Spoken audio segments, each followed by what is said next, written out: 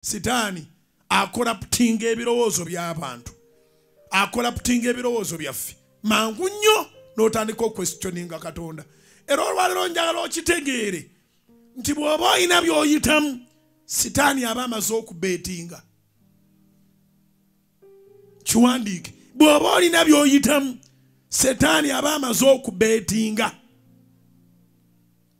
Aba bettinze luddawa, aba bettinze ewa Katonda nti oyo omulimu bwe gumuggwako agenda kwegaana.